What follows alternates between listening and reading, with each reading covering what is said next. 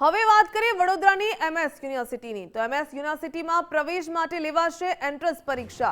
પહેલીવાર કોમર્સ ફેકલ્ટીમાં પ્રવેશ માટે પ્રવેશ પરીક્ષા લેવામાં આવશે।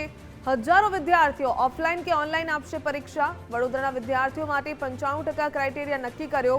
5% બહારના વિદ્યાર્થીઓને પ્રવેશ આપવામાં આવશે। તો આ વર્ષે કોમર્સ ફેકલ્ટીમાં 300 વિદ્યાર્થીઓને વધુ પ્રવેશ મળશે। એન્ટ્રન્સ પરીક્ષાના નિર્ણયને લઈને વિદ્યાર્થીઓમાં મિશ્ર પ્રતિસાદ જોવા મળ્યો। કેટલાક વિદ્યાર્થીઓએ આ નિર્ણયને આવકાર્યો તો કેટલાક વિદ્યાર્થીઓએ તાનાશાહી અને હિટલરશાહી ગણાવી। એવા વિદ્યાર્થીઓ જે ખાસ કરીને વડોદરા શહેર જિલ્લા ગ્રામ્ય વિસ્તારથી આવે છે તે લોકો કંઈક ના કંઈક પોતાનું જે અભ્યાસ છે એ લોકોએ ગુજરાતી મીડિયમના સ્કૂલ દ્વારા કરેલું છે તો તે લોકોને આમાં થોડીક મુશ્કેલીનો સામનો કરવો પડશે।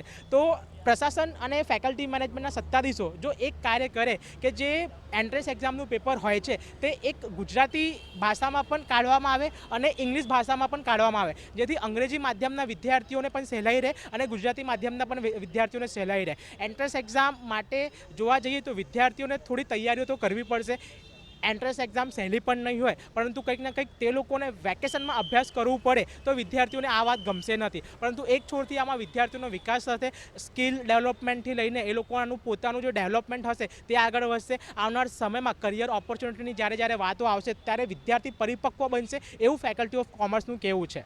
બિલકુલ નુકસાન થશે અને સૌથી વધારે નુકસાન તો જે ગરીબ અને પછાત વર્ગના જે વિદ્યાર્થીઓ છે જે સરકારી શાળામાં અભ્યાસ કરીને સરકારી શાળામાં 11-12નો અભ્યાસ કરીને કોલેજમાં ગ્રેજ્યુએટની ડિગ્રી લેવા માટે આવે છે તેવા લોકોને ખૂબ મોટું નુકસાન થશે। કારણ કે વાત કરીએ તો જીકાસ, તો જીકાસનું ફૂલ ફોર્મ છે ગુજરાત કોમન એડમિશન સર્વિસ, એટલે જેના નામની અંદર જ કોમન એડમિશન હોય તો તે નામનો જે નામમાં જે કોમન છે તે રીતનું તમે પાલન કરો ને।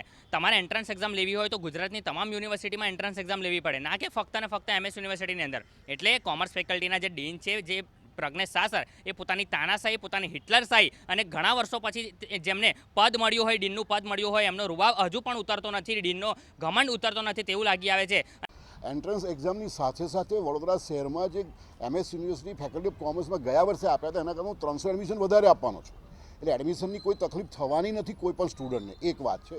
બીજી વસ્તુ, આની પાછળ કોઈનો પણ કંઈ પણ ઇન્ટેન્શન હોય, મારો ઇન્ટેન્શન એક વિદ્યાર્થીને પહેલેથી ખબર પડે કે હું એમએસ યુનિવર્સિટીમાં એને પોતાની એક યુનિવર્સિટી સારી યુનિવર્સિટી છે એવું એને ફીલ થાય અને એનામાં પોતામાં જે જરૂર છે ક્રિટિકલ ઇવેલ્યુએશન, જનરલ નોલેજ, આ બધા વિશે પણ અવેરનેસ આવે। આજે ન કહેવું જોઈએ પણ ઘણી બધી જગ્યાએ એવું છે કે છોકરો એડમિશન લેવા પણ નથી આવતો, લીધા પછી પણ નથી આવતો, તો મારે એને રેગ્યુલર આવતો પણ કરવાનો છે।